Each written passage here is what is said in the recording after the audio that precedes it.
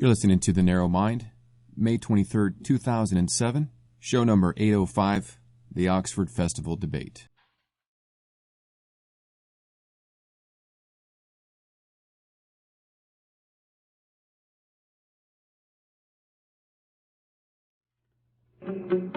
You're traveling through another dimension, a dimension not only of sight and of sound, but of mind. A journey into a wondrous land whose boundaries are that of the imagination. There's a signpost up ahead. Your next stop, The Narrow Mind.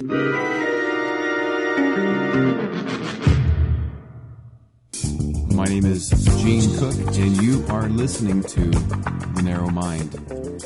On this Atheistic Wednesday edition of The Narrow Mind, I'm glad that you joined us once again.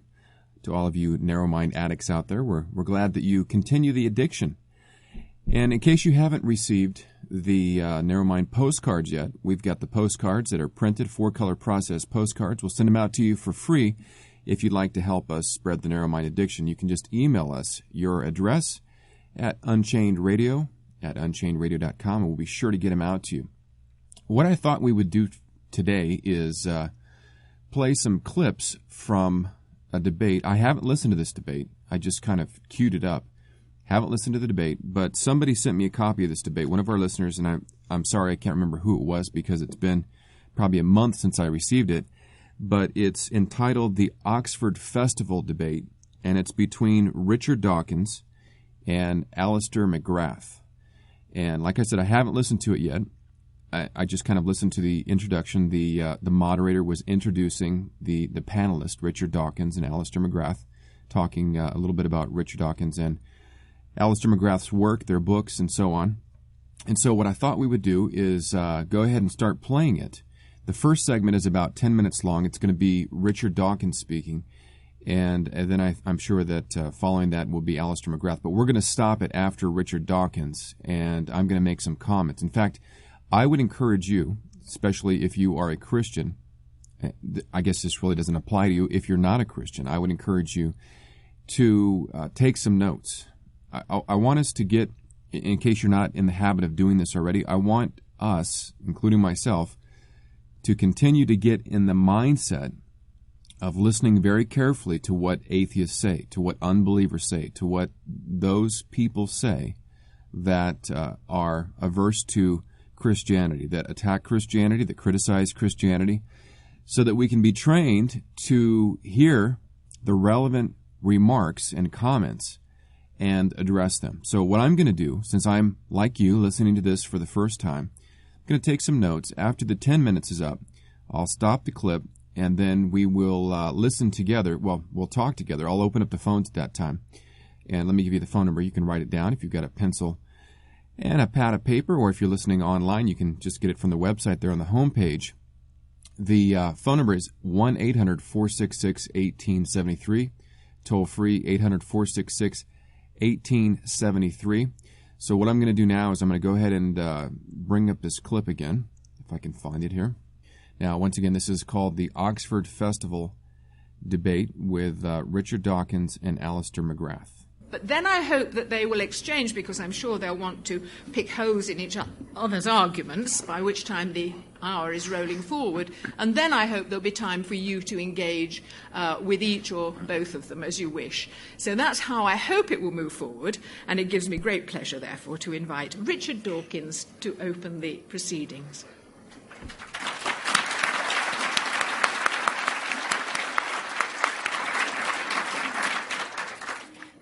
Not sure about polemic. I think I'd prefer to say something like robustly humorous broadside and always good-natured. I suppose the best thing to do is simply to go very quickly through the book and perhaps mention some of the criticisms if there's time as well. I've got 10 minutes, haven't I? Yeah. I'll nudge you. Yes. I believe, unlike some of my scientific colleagues, that the question of the existence of God or gods, supernatural beings, is a scientific question, whereas other scientists will say it's nothing to do with science. Science and religion occupy two quite separate magisteria and don't overlap. I think they do overlap. I think they both attempt to answer the same kinds of questions, at least somewhat. The difference is that religion gets the answers wrong. Now, to illustrate what I mean by saying that they're both scientific questions, the universe with a God would be a very different kind of universe from a universe without a God.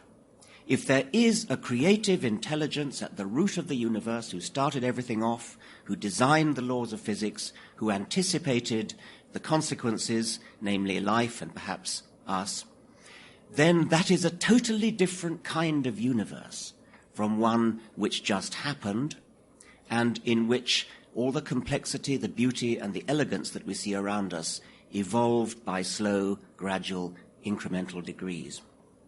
Now, most respectable theologians nowadays agree that life, at least, did evolve by slow, gradual, incremental degrees, but they prefer to smuggle the Creator in as well, somewhat superfluously, one might have thought, if natural selection and evolution is God's way of designing life.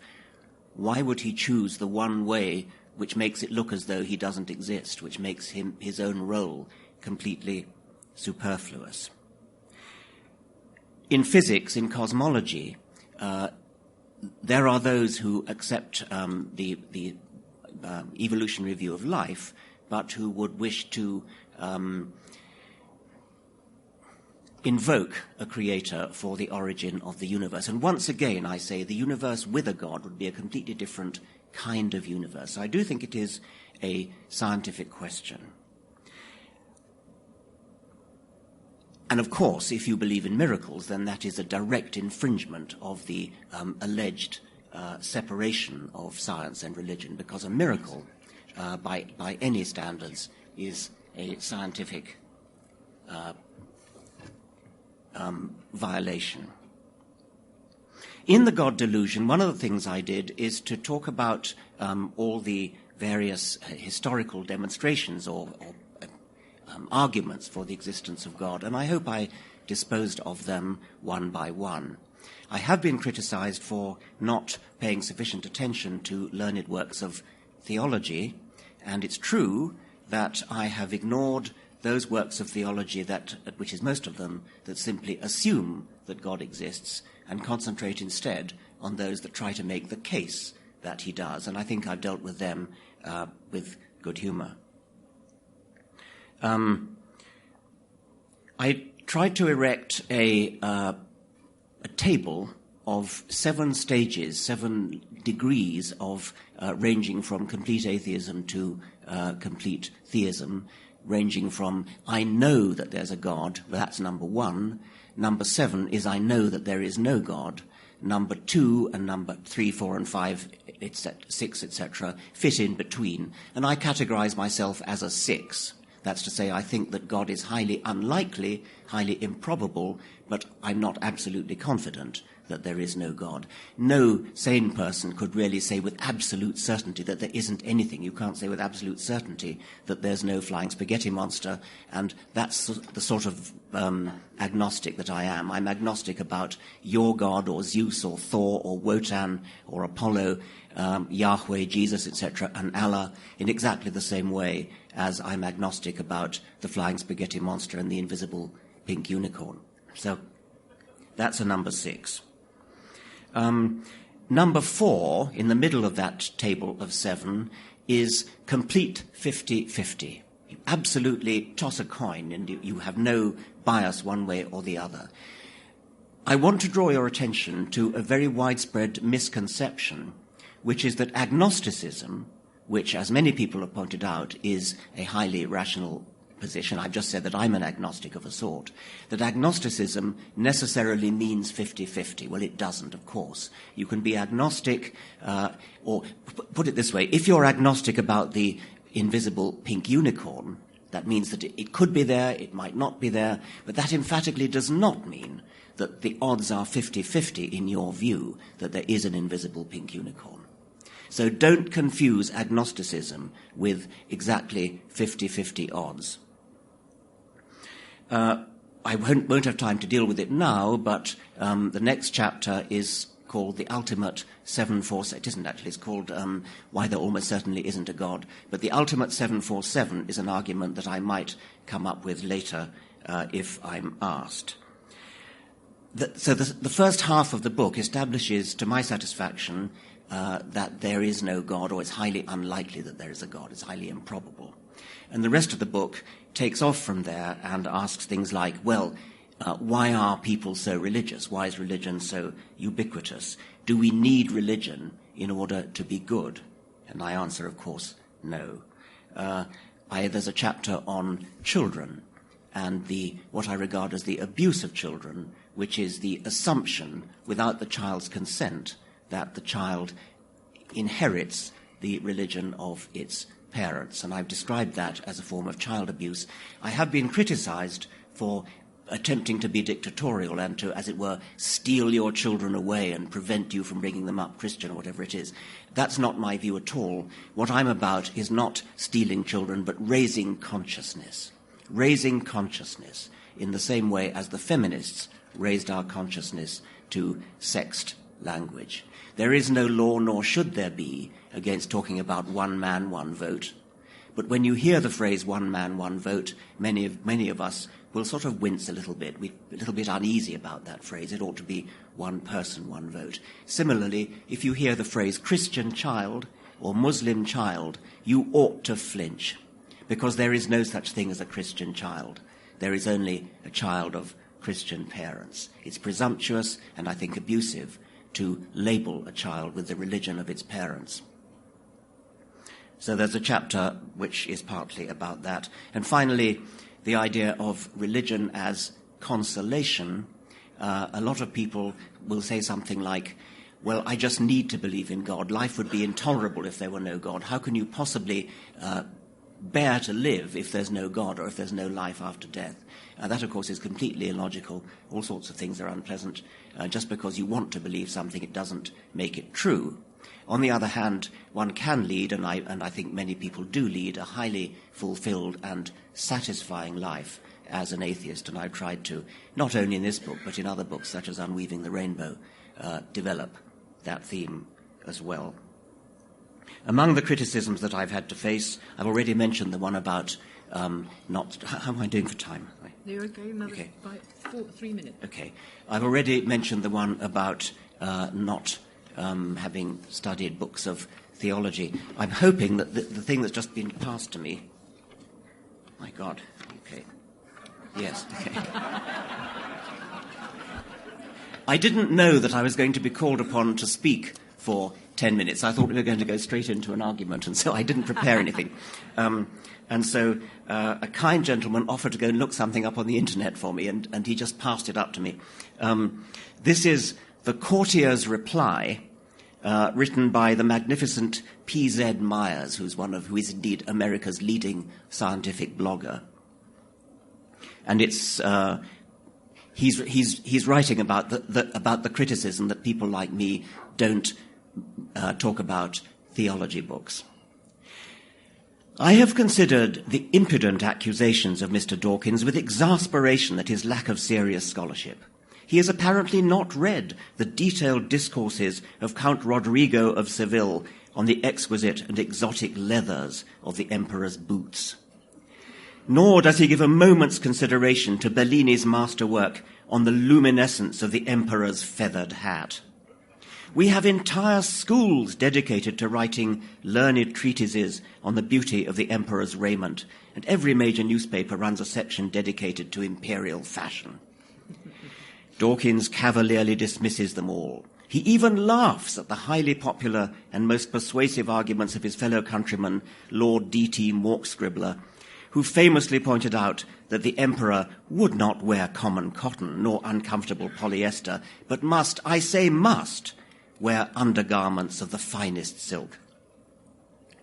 Dawkins arrogantly ignores all these deep philosophical ponderings to crudely accuse the emperor of nudity.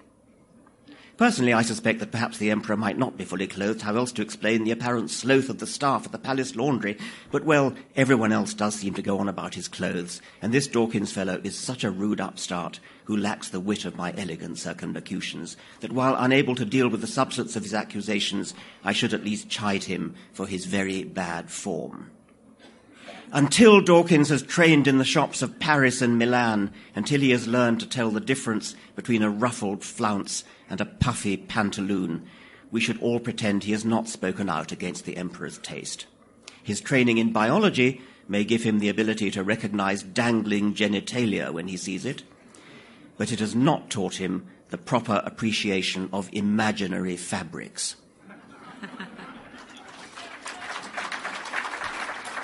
It doesn't surprise me that Richard read that out, because as he corrected me when I introduced him, I made his book sound entirely 100% solemn polemic, and it is in fact a very amusing book, and his sense of humour prevails even in the teeth of criticism. Right, now, The Dawkins Delusion is an equally absorbing book, and Allister McGrath has taken on board the issues raised by the book itself, point by point, and is here to give us his exposition of that book. All right. I want you to keep in mind that Richard Dawkins is seen by the atheist community as one of the leading atheists that's alive in our day. And the reason why I want you to keep that in mind is because he doesn't have anything. He has absolutely nothing. In fact, he has to resort to humor in order to try to make the point about him being lazy and sticking his head in the sand when it comes to the most thoughtful and advanced forms of apologetic that have been offered for the existence of God. And obviously his audience there thinks it's funny also. But if you really want to talk about the emperor who has no clothes, it's not the Christian who is saying that the emperor has clothes. It is the atheist. All right, we're going to take a quick break. Rather than go into a critique of what he said, of what Richard Dawkins says, I want to go into the next segment, which is going to take us up to the part where Allister McGrath, I guess he's going to critique the opening statement that was just offered by Richard Dawkins. So we'll listen to that when we come back from our break. All right, welcome back on this Atheistic Wednesday on the 23rd of May. It's about 22 minutes after the hour, and what we've done here for the first segment of the show is we've listened to approximately a 10-minute clip by atheist Richard Dawkins, and I guess he didn't realize, according to what he said in the opening statement, he didn't realize that he was going to have to be speaking for 10 minutes. So he was mostly coming prepared just to engage in an argument with a Christian. So what we're going to do now is we're going to go back to the debate, and it's kind of, I guess, an informal debate. I don't know, it might have been at a bookstore or something, who knows. But we're going to go back to the debate. I'm going to try to cue it up at the place where Allister McGrath comes in. We've heard this part. The issues raised by it should be right itself, after this. Point by point, and is here to give us his exposition of that book. Allister. Well, thank you very much. And let me thank Professor Dawkins for initiating what I think is a very interesting and also very important debate, and I'm so glad that it's happening. I used to be an atheist and eventually ended up becoming a Christian. I had what Peter Kay described as a road to Damascus experience. I think really my fascination with Professor Dawkins' book really is that it raises some extremely interesting questions. And in the response, my wife, who can't be here unfortunately tonight, and I, what we try to do is engage with these and make sure that the discussion really is moved forwards. And basically the book simply has 4 chapters. The first is basically concerned with this question, is faith irrational? In other words, is faith a leap in the dark? Is it an act of incredible irrationality? And I try to make the case that actually, although one cannot prove the existence of God, one can nevertheless give very good reasons for it. And I think that this dialectic between proving and giving reasons for is one that can be very profitably explored. Our second chapter engages with a theme which I think is very significant, and that is, do the sciences eliminate the conceptual space for God? Or to put that in another way, does science actually put us in a position where we have to move towards atheism as the best way of explaining things? And again, I engage with some of the ideas Professor Dawkins puts forward, and that certainly is a significant part of the book. Thirdly, Professor Dawkins does raise some extremely interesting questions about whether the origins of faith may be explained, for example, psychologically, or indeed using the idea of a meme, the idea that he introduced in 1976. And again, I express some skepticism about these ideas, and if I had time, I'd like to look at these.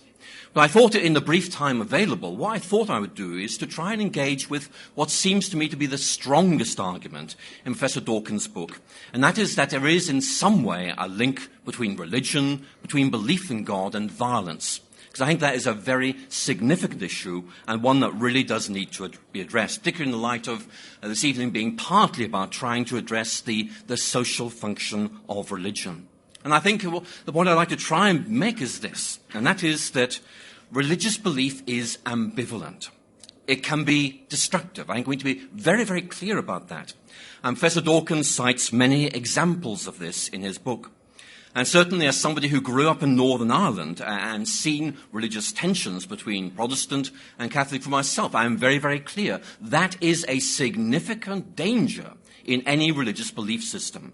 And indeed, one of the reasons why I myself was an atheist for some time was that it seemed to me logically inevitable that if there were no religion in Northern Ireland, there would be no conflict. Likewise, at the time I was studying the sciences, and it seemed to me obvious again that if the sciences were right, then there was no need for God at all. This could be safely disposed of with the greatest of ease. Now, obviously, I have now changed my mind on that quite significantly. And I have discovered religion as something that seems to me to be enormously powerful and transformative. This does not, I think, deal with this question of religion having the capacity to be destructive. But we need to be aware that is a possibility, and there are many others.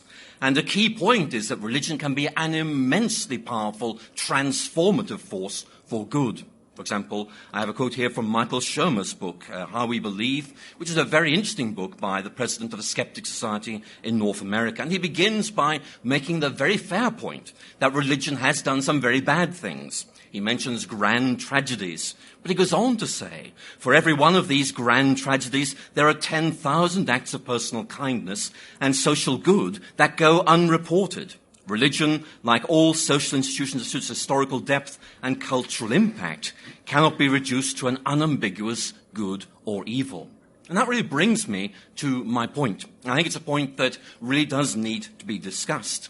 And that is that alongside the dangers of religion, there are unquestionably the good aspects of it.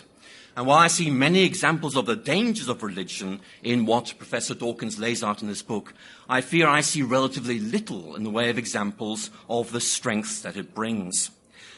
What I'm trying to say here is that religion has the capacity to do some very bad things. But also I'd want to argue the capacity to do some very good things, to be intellectually enriching, to give moral stimulus, to raise our imaginative capacities to new heights. And my real point, I think, would be simply this, that it is very, very easy to single out those actions that are unquestionably wrong and say, that damns religion, that's it, end of discussion.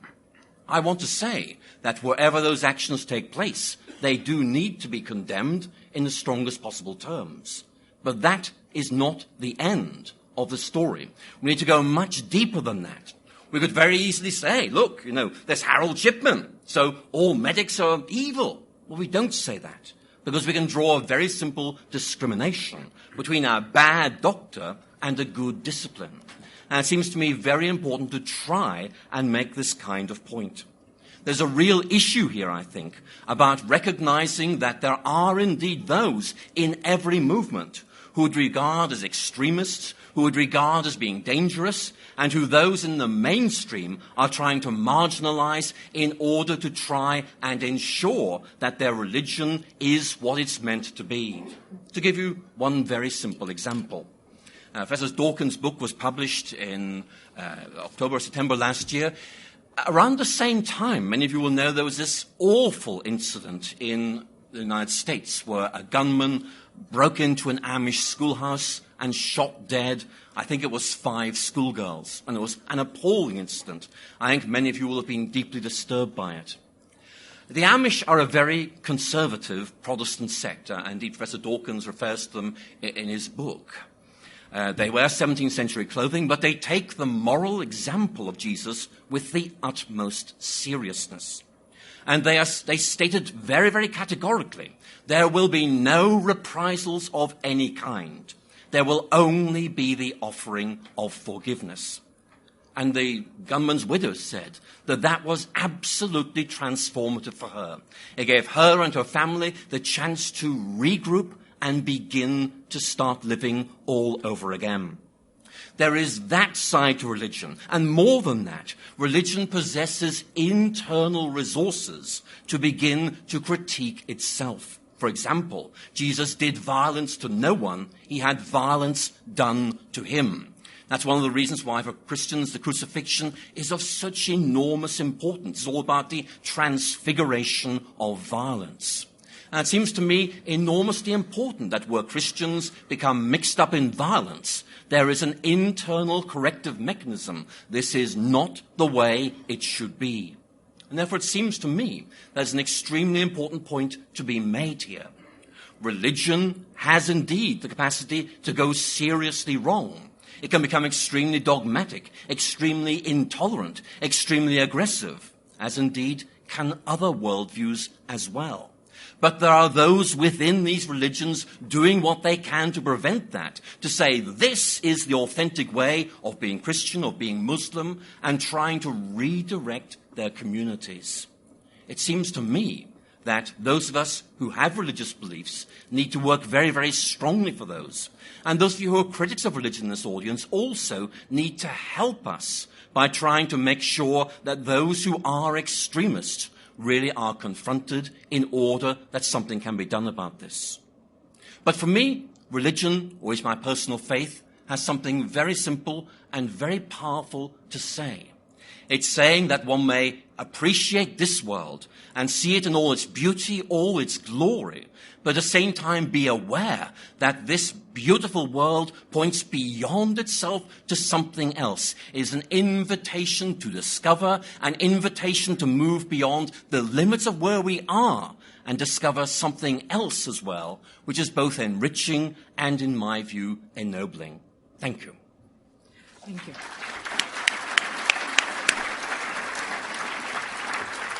Well, there are many questions that arise, certainly in my... Okay, let me just comment first of all. Allistar McGrath is a professor of historical theology at Oxford University. And that was about the most boring opening argument as a representation of Christianity that I've ever heard in my life. He has nothing to offer. As far as, just as I said, Richard Dawkins has nothing to offer, I don't see so far Allistar McGrath has anything to offer either. He could have very well given that opening segment of his debate as a Muslim or a Mormon or a Jehovah's Witness or some type of New Ager. So it was not a distinctly Christian opening speech or opening presentation. And that's very important. I think that's important for us to point out from the beginning.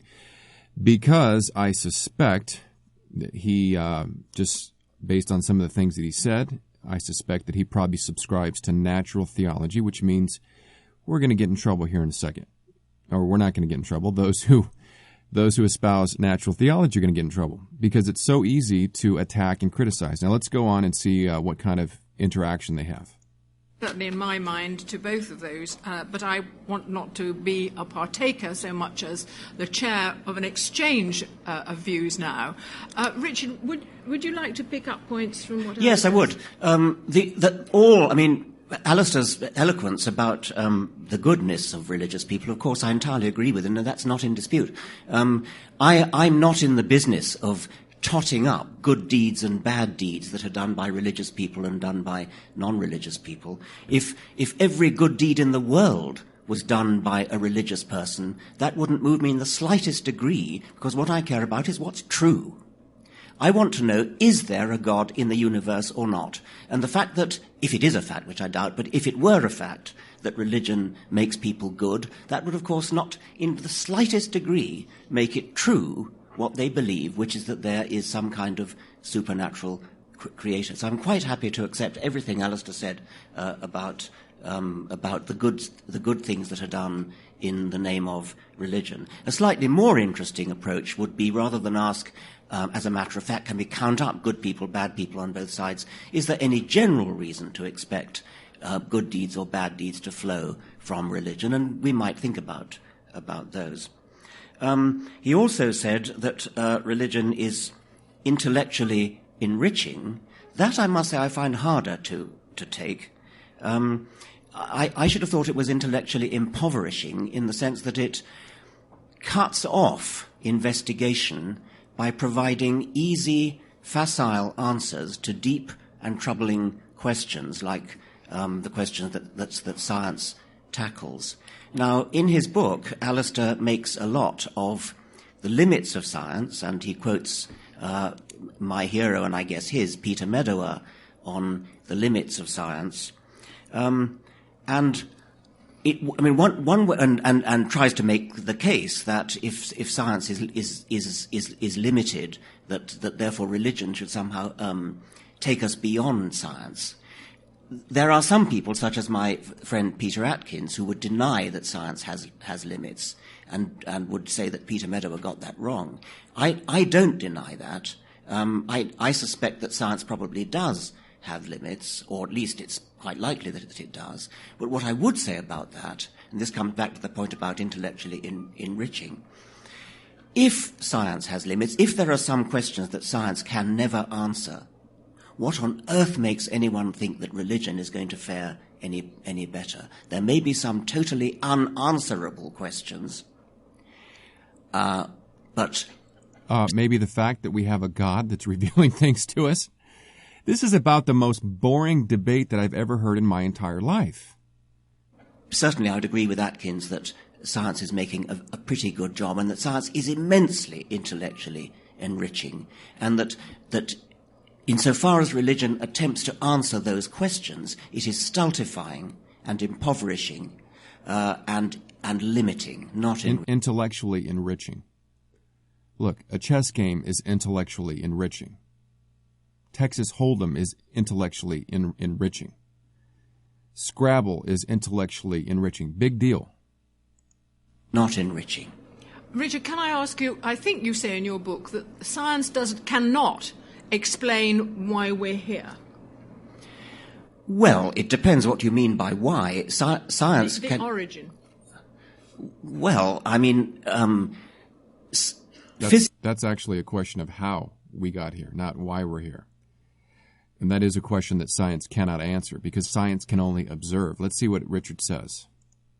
Physics may still have a problem explaining where the laws of physics come from. Once you've got the laws of physics, then I think science does a pretty good job of explaining everything else. See, did you catch that? Physics cannot explain where the laws of physics come from. But once you have the laws of physics, then I think science does a pretty good job everywhere else. You see, this is the strength of the presuppositional argument. He needs to be pressed on his epistemology. So let me tell you exactly what I'm saying here. He's saying that I can't explain the laws of physics, but hey, the laws of physics are here. Now, would he accept that argument from a Christian? Well, I can't explain God, but God is here. I think once we believe in God, we do a pretty good job. No, of course not. They want answers for our presuppositions. They want answers for our epistemic foundation.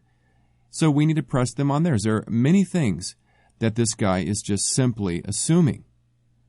And I guarantee that Allistar McGrath, based on what I've heard so far, is not going to press him on any of that, because he sounds more of like a traditional apologist than he does a presuppositional apologist. We're going to take a quick break. When we come back, we'll hear some more of this. Listen to The Narrow Mind on this Wednesday morning, Atheistic Wednesday. All right, welcome back on this Atheistic Wednesday morning. It's about 43 minutes after the hour out here on the West Coast, after the hour of 9 a.m. Just taking it easy on this Wednesday morning, listening to some debate between Allistar McGrath and Richard Dawkins. let's go back to it. We've got about 6 minutes left in this segment. I want to get through that. And then if you'd like to call in, we're going to go ahead and open up the phone lines now. If you'd like to comment or ask a question, our phone number is 1-800-466-1873. That's toll free, 800-466-1873. And we should be at the point where McGrath is going to offer some critique of Dawkins' positions, hopefully. Let's see. Well, I think, as Richard's raised such interesting questions, I'll just keep going on this topic, if I may. I mean, certainly, I don't believe in this God of the gaps stuff. In other words, there are these explanatory gaps, and we kind of plug God in. I think that is simply a mistake, and I think Richard showed that very clearly in his book, The Blind Watchmaker. I mean, for me, one of the great things that belief in God does is it creates an explanatory framework that actually enables you to appreciate the success of the sciences and to really value them for what they do. And actually, if I can quote a phrase from Richard Swinburne, an Oxford philosopher of religion who I admire somewhat, explicability itself requires to be explained.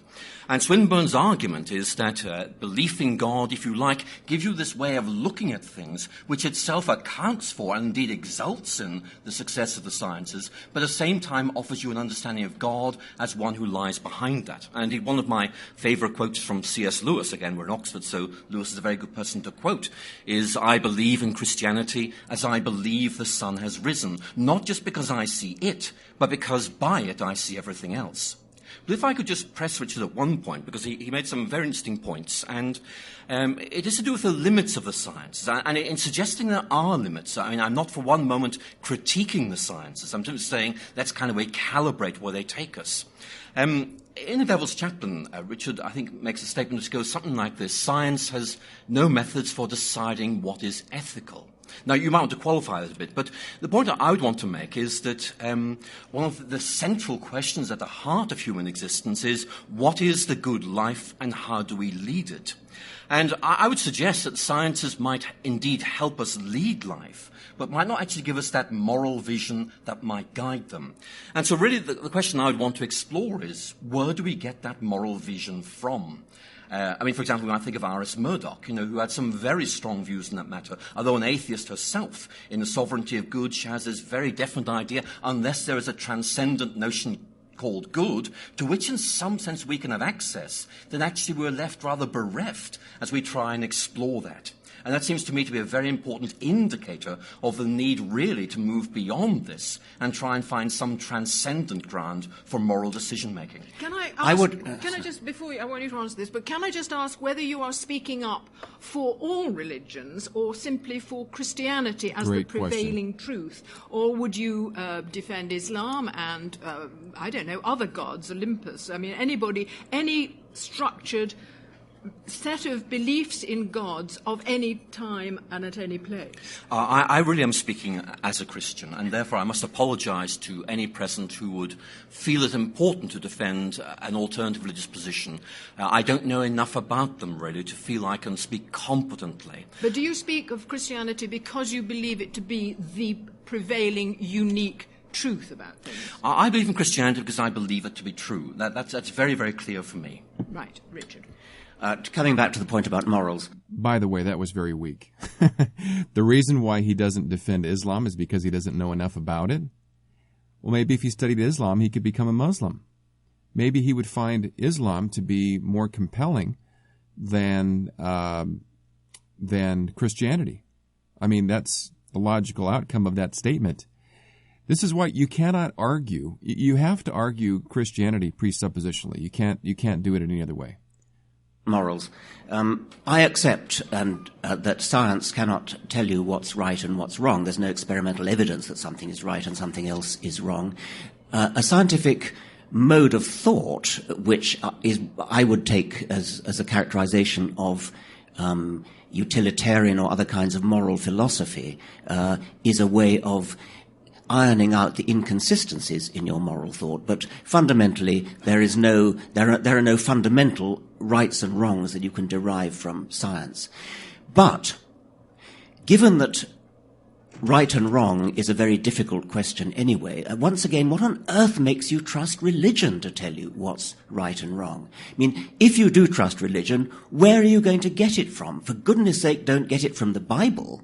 at least not from the Old Testament, and certainly aspects of the New Testament have a very agreeable vibes for us today. But how do we decide which of those are agreeable and which are not?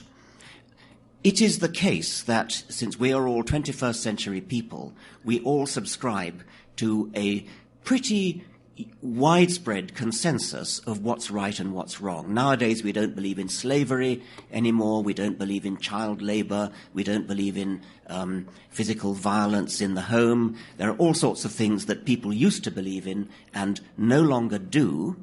And so right there, because we no longer believe in these things, they're wrong, which means, by logical extension, that when the majority of the people did believe in these things, they weren't wrong. All right, I'm going to give out the phone number if you'd like to call. We've got about 10 minutes left in the program. If you'd like to make a comment or ask a question, now is the time to do that at 1-800-466-1873. Let's go out to Patrick. I'm not sure where Patrick's calling from, but Patrick, I forgot where you live. Patrick, welcome to the Narrow Mind. Hey, Gene, how you doing? I'm calling from Washington, D.C. Washington, D.C. All right. How's the weather out there this morning? It's actually very nice. I'd say it's probably 70. You know, it's a lot more tolerable than it will be here in the upcoming months when that humidity descends upon us. So. Right. That East Coast humidity. Oh, yeah. It's bad. So what's on your mind? I haven't talked to you for a while. It's been, how long ago was it that you visited our church? I guess it was about 4 months ago. Okay. Yeah, I didn't hear from you since then, so I was just wondering how you've been. I've been doing well. I've been trying to make it back out there, but as far as the projects that I've been working on, funding hasn't been quite there yet, so it's been postponed a number of times. But when I come back there, I'll definitely come back and pay you guys a visit. I'm doing well. How about yourself? I'm doing good also. So what's on your mind for today? Well, or did you just call? I haven't really been able to listen to the call. Been on various other work-related things lately, so I have no idea what you guys are even talking about. I just wanted to call in and just say hi and see what the topics were. Well, we were talking. I was actually playing clips from a debate. Somebody sent me an MP3 of a debate between Richard Dawkins and Allistar McGrath. And so they were going back and forth. We were just kind of listening to that, and I was making a few comments along the way. But what was interesting is the last comment that we heard from Richard Dawkins is that if you understand that we can't get if science can't produce morality, then what makes you think religion is going to produce reality? And I would agree, actually, with that statement that religion can't produce morality. The problem is that Richard Dawkins and many other atheists, they think in terms of religion as being a synonym for God, the Creator. And so when you use religion, it's kind of a generic term that could apply to a wide variety of different worldviews, such as Mormonism or Islam or Buddhism. I agree. Yeah, those systems in themselves, they cannot produce morality. And I would agree with that statement. But we're talking about something entirely different. We're talking about a creator. As we defend our worldview as Christians, we're talking about God as creator, God being the one who has set forth an objective standard for morality. Now, last time I talked to you, you were not a Christian. Has anything changed since then? No, I'm still an atheist. So, as an atheist, how do you? What is your moral guide? I mean, what do you think? Because it was interesting. The last clip that I was playing, you have Richard Dawkins saying, "Well, science can't produce morality," but then he criticizes the morality of the Bible. He says, "Well, we certainly don't want to get our morality there." In other words, he's indicating that the morality of the Bible is bad, which seems to me that he's begging the question because you have to have some type of moral platform or objective platform to stand on in order to criticize another moral system, would you not? Well, I'm not really sure how morality originated. I don't think that it was something that could be derived from religion or belief in God. I think that it's something through the course of, maybe trial and error as a species. Things just tend to work out for the better for us to preserve our offspring and to care for those around us. But doesn't that kind of presuppose that preserving offspring is good? I mean, that's a moral question in and of itself. I guess you could define it as good. I don't see it as begging the question. So you think that this world overall is a good place? With a couple of offset individuals here and there, I would say yes. That may be because you and I both live in America, Oh, absolutely. Absolutely. I think it's definitely, culturally and geographically specific. Right, because there are people around the world that are starving and diseased and dying and at war and constantly under threat. And I don't see that.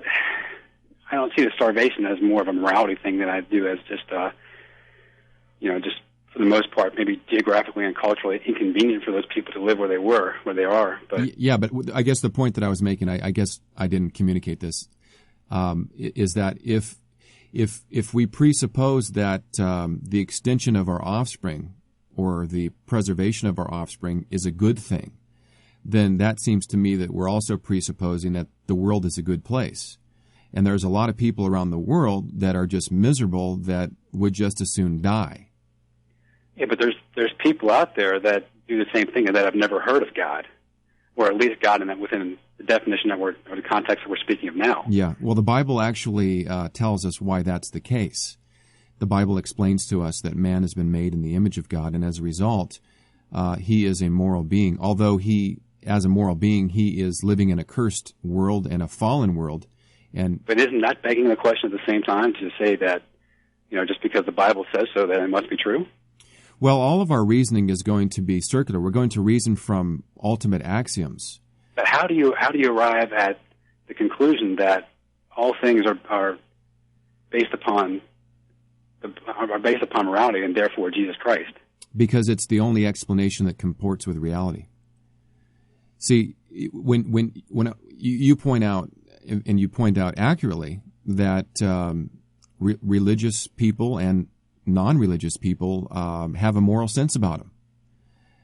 But you can't tell me why that's the case. You can simply make that observation. By the way, that's all atheism can do. That's all science can do. But I find that to be axiomatic just to say that. I don't really see that there's a problem saying where the explanation comes from. Well, I don't see that there's a need for a belief in Jesus Christ to be moral then. Right. Well, I'm not saying that there's a need to be a need to have a belief in Jesus Christ to be moral, but what I'm saying is you cannot accuse somebody else of being immoral if there's no objective standard. In other words, if you just want to be moral because you think that there's a certain way that you should live, then that's fine, and it may be a morality that's consistent with what we find in the Bible, but you have no basis by which to condemn somebody else's immorality. Say, for example, a child molester or a murderer or anything else. I agree with you. I think that you'll find many examples of cultural relativism towards morality around the world. Here nobody really condones or would even attempt to condone honor killing, but in some areas of the world, that's the norm. And so, that's accepted to be a moral decision to do so. And so it's morally okay then. I mean, it's not immoral to do that. It's culturally okay to do that. Right. So now within our country, there's no way to justify that. So you don't have a problem with cultures defining morality? I have problems with cultures defining morality against anything that would invade on somebody's right to exist as a human, or a right to pursue happiness as long as that doesn't affect somebody else's ability to do so. Okay, but so what you're saying is you don't have any problem with culture assigning morals as long as they don't interfere with your idea of what morals should be. Well, sure, of course. I mean, how else could I define that? Well, that's very subjective, is it not? Absolutely, it's subjective. I mean, so how do you go back in time and say, for example, that slavery in this country is wrong if the people that are in power, the people that are really dictating the cultural norms, say it's okay? Well, I really don't think that you can do that. Yeah, see, that's a problem. Unless you have exposure to a gradual beginning for that change. Yeah, see, that's where I have a problem. I like a meme, so to speak, like something that just gets within the population that says, "Hey, this might be a good idea." So this idea works well for him. This might work well for the rest of us. Well, that's why atheism can only produce a descriptive morality. It cannot produce a prescriptive morality because it cannot tell other men what ought to be the case in the realm of morals. It can only say, well, we think that we should do this because this has worked. We've observed this in the past. We have This seems to be something that's working, but they can't tell you that you ought to do a certain thing. Whereas in Christianity, we have an objective standard, and therefore we don't have to. Morality is not a guessing game. We can say that the type of slavery that took place in this country was wrong. We can say that the gulags were wrong, and we can say that based on. That's what it says with regards to slavery, though. Pardon me? That's what the Old Testament says with regards to slavery. I mean, there's some pretty specific rules. I don't know them off the top of my head about how you are to treat a slave, or how you, right, or how, with specific reference to Moses, how he was to go about gathering slaves, and it wasn't through a very, from a present day definition of moral. I wouldn't consider that to be moral at all. Well, but you'd have no basis to criticize it. That's my whole point. That's fine, though. Yeah, it's just a personal opinion. That's axiomatic. I say that it's self-evident. I don't really say that there needs to be anything defining where it came from. It just is. Okay, well, Christianity is self-evident then. In fact, the Bible tells me, Patrick, that you know in your heart that God exists, and you suppress that truth in unrighteousness. So God is self-evident. I don't need to prove God. I don't need to explain God. He's just self-evident. To you, of course. I mean, obviously that works for you, but that does not work for me. I don't actively try to suppress anything about God. It just isn't. It just isn't what? I don't know any other way to put it than just to say that God just isn't to me. There's nothing to suppress about it. There's nothing that I feel to be that I'm withholding against, or that I'm pushing back against. Well, you're pushing back against His sovereignty and trying to maintain your autonomy. That's what you're pushing back against. But that's a big conclusion to jump to. Well, it's self-evident. Yeah. I mean, we've established that. No, it's self-evident to me. I mean, see, once you start saying about the world, oh, well, these things are just self-evident, then two can play that game. I can simply because it's one thing to say it's self-evident; it's another thing to demonstrate that it's self-evident.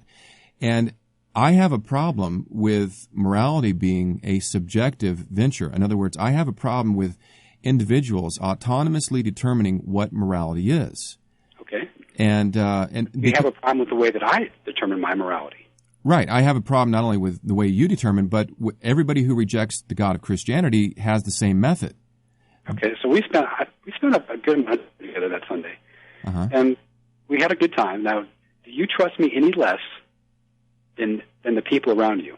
No, I would. No, I would trust you, but not based. But I wouldn't trust you if you acted consistently with your worldview, which is that really I have no more value than the carne asada that we had for lunch, because we're all, since evolution is true, we all are just the product of animals, and we're on the front end of evolution, and so really there is no such thing as human dignity. So I'm saying I would trust you, but I would only trust you because I see that you don't act consistently, as other atheists don't act consistently with their atheistic assumptions or their atheistic worldviews.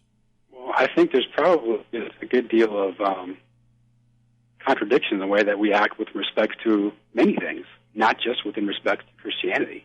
Well, that might be the case, but without an objective standard, we're hard-pressed to point out any type of contradiction. But I don't jump to the conclusion saying, well, I can't define morality based upon a natural world, therefore Jesus Christ. That's what I'm saying. I just don't.